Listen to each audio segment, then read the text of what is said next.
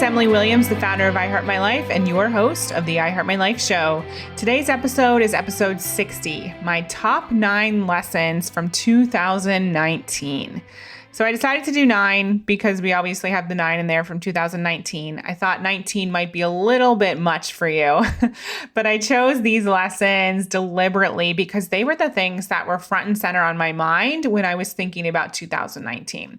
So my hope is that everything that I've experienced will really support you in either avoiding experiencing it, being better prepared, or moving through it more quickly. So that's my intention for you. I also encourage you to create your own list of lessons. I think it can really help us create gratitude for any of the challenges and struggles we may have had from this year and help us really learn from all of those experiences and take that learning into next year and beyond so we achieve even more success.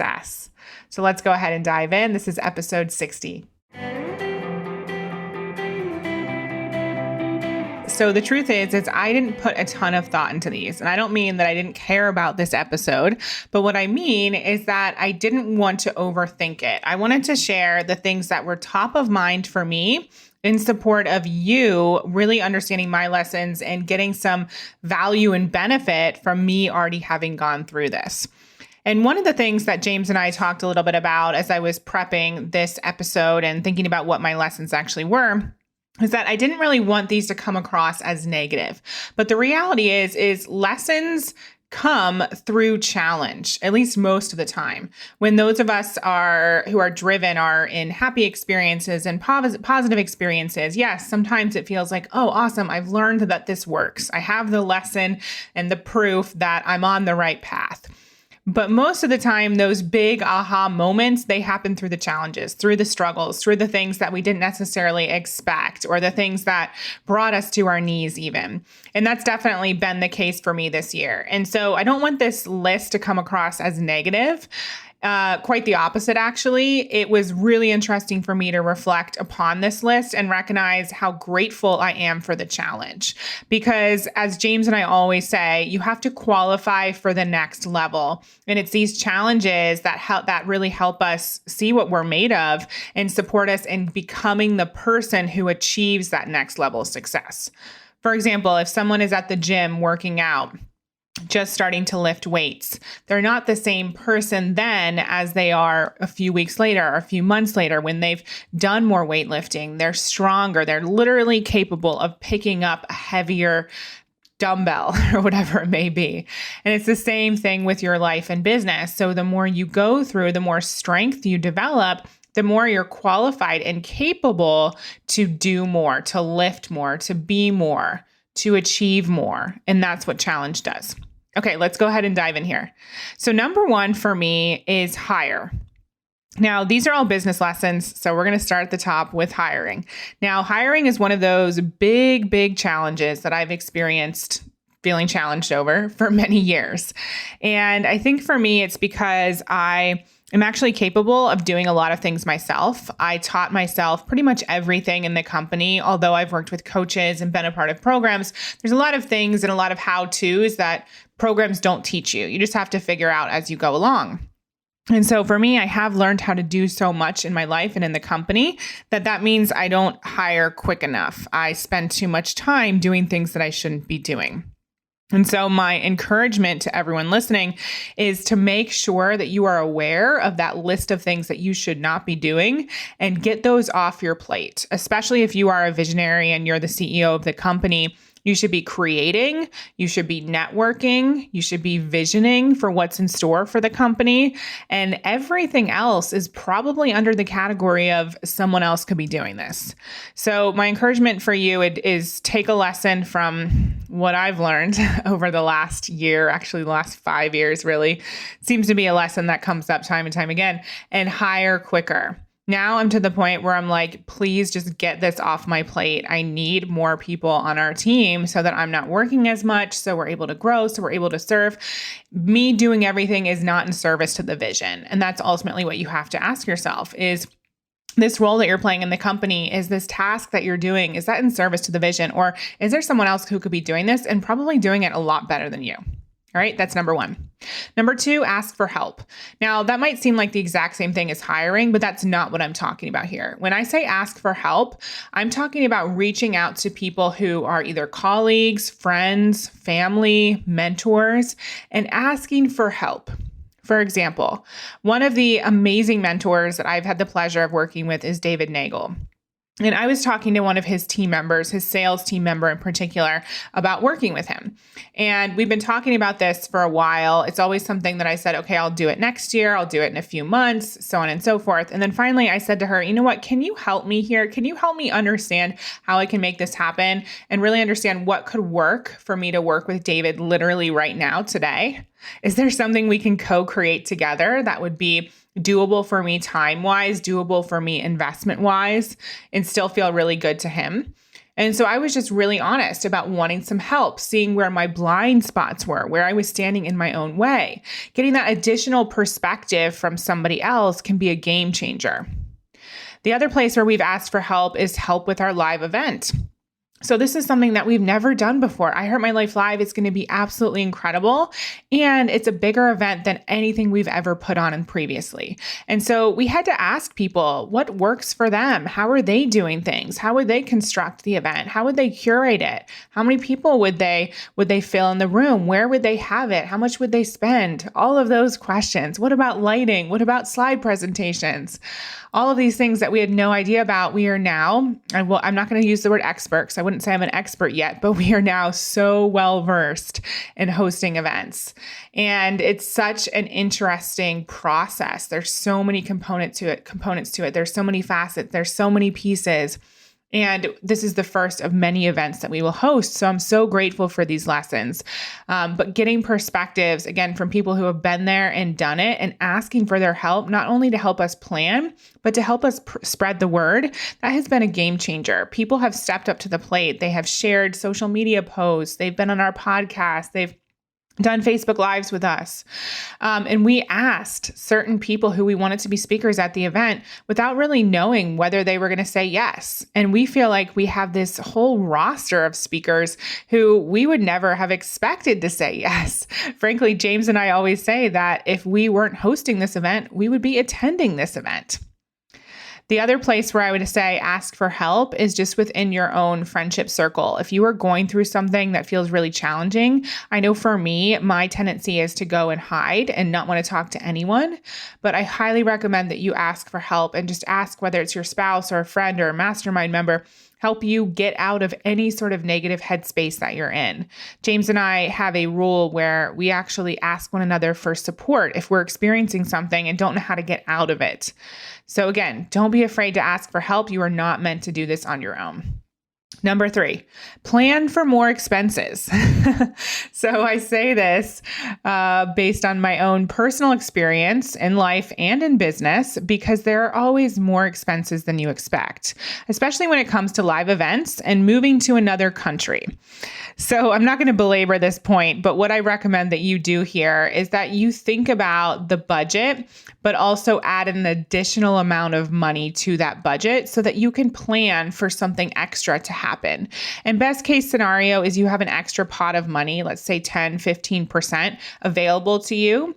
And worst case scenario, you have an extra pot of money that can go towards those expenses that you anticipated, but didn't necessarily originally budget for.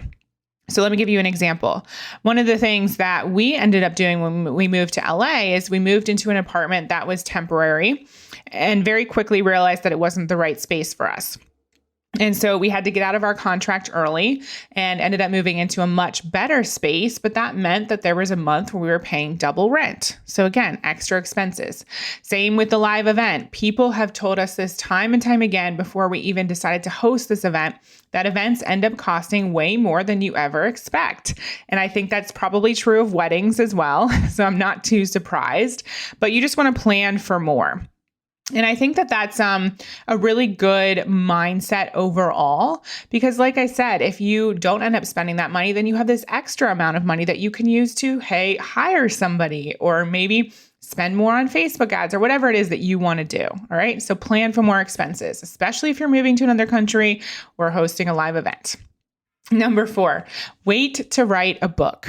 Okay, now you probably are cleaning out your ears right now, wondering if you heard me correctly, because I don't normally say to wait for anything. I'm someone who takes charge, someone who moves forward the moment she has the instinct to do so. But what I've realized this year is just because I can move fast doesn't mean I always should.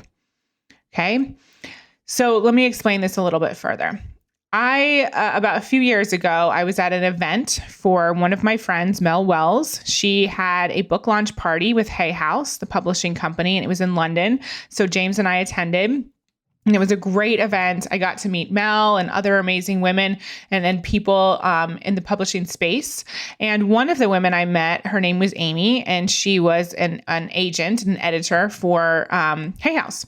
And she was in charge of basically bringing in new talent. So I guess she wasn't really an editor. She was in charge of bringing in new talent. And so I connected with her and I told her that I wanted to write a book. I wanted to be a Hay House author and that I was going to do that with them. And I just straight up told her that and declared it out loud. And so she didn't really say anything. She said, "That's great. You know, what is it that you do?" She asked a little bit more about the work, but that was it. Fast forward a year later, my other friend who is a Hay House author, Nick Pigeon, she suggested my name to Amy, that same woman from the party, when Amy asked her if she knew any aspiring authors in the online space. And so Nick suggested me, and Amy and I had a meeting, and literally within 72 hours, I had a book contract. Now, writing the book for me, it was not difficult. Finding the time to write the book, that might have been a little bit more challenging, but the actual process of writing wasn't difficult. But the thing I underestimated was the amount of time I would need to market the book properly. And when you're running a company and you're also looking to be known as an author and spread your message through books and other things that you create, you have a lot of things going on. It's not just like I'm solely an author and that's all I do and I have time to market this book. We had programs, we were moving, we were hiring, we were redoing our website, we were switching software. All these things happened at the same time. And that meant that I don't believe that my book actually got the spotlight that it really deserved. And I don't mean deserved in an entitled way. What I mean is that I wish I would have had more time carved out to launch the book, because it truly is a launch, just like any other launch that you do, whether it's for a program or a course or a new product. It's the same thing, which I know it might sound like that's common sense.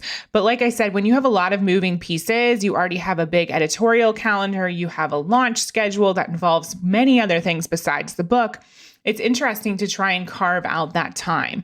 And so I can't say that I would have waited, because that's not my personality type, as we've already established. But I would have for sure made sure that the year that I wrote the book was a bit more open, where I could have had more time to delegate and contribute to the marketing of the book and to getting it out there in a bigger way. I could have had a whole team under me to be able to do the book launch properly. I love what Marie Forleo did this year. She did her proper book tour. And I understand she's been in the industry for longer. This is her second book and all of that good stuff. But I just think that that would have been so amazing to be able to have the space and the capacity to really do justice when it came to this book, because I am so proud of it and I want it to get into the hands of as many people as possible. And our schedule didn't really allow for the type of marketing strategy that I would have absolutely loved. So my lesson here and my advice for all of you listening is really think about the right time for you to write the book, not just writing the book, but also marketing it. So play the whole tape through, getting those chapters down on paper, getting the cover designed, all of that. It's all well and good, but do you have time to actually deliver this book out into the world in the way in which it deserves to be delivered? And that might just mean waiting a few months. It might mean waiting a year. I'm not saying wait decades to create this beautiful book that's in your heart, but just be really deliberate with the timing. All right, number 5 is put yourself out there more. So I put myself out there every single day, but I did an even bigger thing back in, I believe it was February of 2019. And that was pitching myself for La La Land, Good Morning La La Land, which is an LA TV show. And for me, I remember thinking about the time that James and I were going to spend in LA, and we were going to be looking for the pocket, the neighborhood that we wanted to move to. And I said to him, you know what, I'm going to get on TV. I'm going to do something. I'm going to pitch myself. And I did it. And I reached out to the producers and the hosts of Good Morning La La Land and just connected with them and told them that we would love to be on the show and do they have a space available? And that was that. They said yes. And I know that's the first of many things that are going to happen, whether it's on TV or whatever it may be, more public opportunities, more publicity, more PR. And I'm so excited for that because I feel like I had this first experience under my belt and it was really nerve-wracking. It wasn't an easy thing for me to do. When we got there, when we were in the moment, it was great. But the lead up, that was a bit nerve-wracking. But my point is to really think about how you can put yourself out there more. And even though something scares you, that doesn't mean that you need to run in the other direction. That doesn't mean that you should stop. It doesn't mean that you shouldn't send that email. Quite the opposite, actually. I do things that I'm scared of every single day. I move towards that fear, and I've seen the results that come from moving towards that fear. Number 6, raise your prices. So I'm saying this not necessarily even for myself, but for everyone listening. I have seen the power, and I'm going to say that again. I have seen the power in raising your prices. I have seen what happens firsthand when clients invest at the next level for themselves and their dreams. For example, James and I have an incredible one-on-one client, Trisha, and she shares this story publicly, and she shares how she was able to move through the fear of signing up for our one-on-one coaching program, everything that came up for her, asking herself, oh my gosh, does anyone actually spend that much on coaching? If so, I can't believe it. I've never met anyone who spends that much. And I know I'm being called for the next level. So I want you to really ask yourself, is it time to raise your prices, not just for you and for the sake of your company, but because you are being called to work with more committed clients. You are being called to work with people who really have stake in the game. You are being called to work with people who aren't messing around and they're ready to show the universe and themselves and everyone watching that they're really going to do this. Or maybe you're selling a product or course right now and you feel like it's super cheap. It's not actually a reflection of the caliber of the program, and you're feeling icky every time you try and sell it, not because it's too high, but because it's way too low and it's not in alignment with what you want to be offering in the world. Sometimes that's the case. So I want you to really evaluate your prices, and especially for the new year coming up, ask yourself, what sort of level do you want to be at? And also, more importantly, what type of client do you want to be attracting and working with? Because something shifts not only in you when you raise your prices, but in how you're seen, how you're viewed, and the type of people that you attract. Number 7, this goes hand in hand. Release clients who aren't ready. So when you raise your prices, ultimately that price point won't be right for everyone. And so there will be people who will drop off. And frankly, that's one of the reasons why most people stay stuck at a certain price point, because they're scared of what's going to happen when they raise their prices. Are they no longer going to be able to serve their clients? Are their clients going to cancel the contracts, not want to work with them anymore? Are the products no longer going to sell? All of those things, of course, are going to come up in your mind. But I want you to really understand that you need to be in alignment with what it is that you're selling. If you feel that it's too low or it's not in alignment for any other reason, then that energetically is going to come across. People might not know why they're not feeling called to purchase from you. You might not even know what's going on, but the energetics are there. So there's something that's not a match for them. So I want you to really think about those people who are ready for you, who you actually want to work with. What price point are they willing to invest at, right? And those who aren't ready, they're going to drop off. And that's okay, because you want to work with the best of the best. You want to work with those people who are ready to really go all in. And it's the same thing with any other person in your life, whether it's a friend or family member. As you rise to the top, other people might fall off. Those relationships might die off. They might not have been forever relationships, and that's okay. We're not meant to have relationships with everyone in the world. You're also not meant to serve every single client in the world. Okay, so I want you to really think about your prices, and then also think about if you're working with any clients who aren't really ready for what it is you have to offer. I know for me, I've made the mistake of wanting it more than my clients actually want it for themselves. And that is painful. That means you are left doing tons of heavy lifting. It's not fun for anyone. And frankly, the client doesn't learn how to stand on their own 2 feet because you're doing everything. And that client is also taking up a space in your life and in your company a space where someone else could come in and fill it, someone who is really committed to the process and committed to getting results. Think about dating. So if you're dating the wrong person, then that means there's no space for the right person to come into your life. And you probably have blinders on. You're so focused on the wrong person that even if the right person ran right by you, you'd completely miss them. So look up. Look around, evaluate your clients, see what's going on within your company in terms of your pricing, and then make some decisions on behalf of the vision. This is a theme here, making decisions on behalf of the vision. Sometimes we're so stuck in the moment. Again, we all know being present in the moment is a good thing. And as a business owner, you need to look ahead at the future as well. So get clear on what is the vision for the future?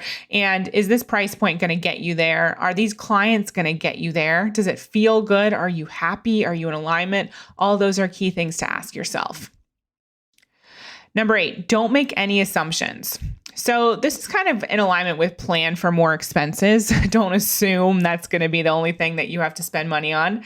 So don't make any assumptions. So what happened for us when we were planning to move to the US is that I assumed that our payment processor Stripe was going to just transfer to the US. I thought, okay, well, I'll just change the bank account on the back end.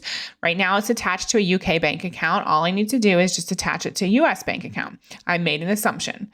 What I quickly found out was that we had to set up a whole new account. And along with that, it meant that all of our clients in our monthly membership program had to re-sign up for the membership because we had to capture their information and create a new subscription within our new US Stripe account.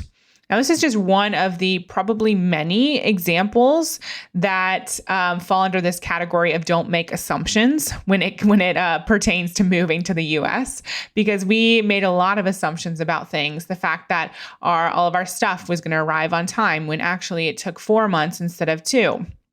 Right? That was a big one, that our new apartment was going to work out. Well, we ended up moving to a different one. All these things that we assume are going to work out. And sometimes we don't know better because we haven't actually been through it yet. But that's where ask for help comes into play. Really think about, okay, so what am I doing here? What is the goal? And is there somebody else who has actually achieved that goal already who I can just touch base with and just ask for feedback? Or pick their brain, or just make sure I'm not missing anything. I ask that all the time. So in the midst of planning our live event, I've reached out to so many people who have done this previously. I've hired people who have done this previously just to pick their brain and ask them, what should we be doing? What should we be expecting?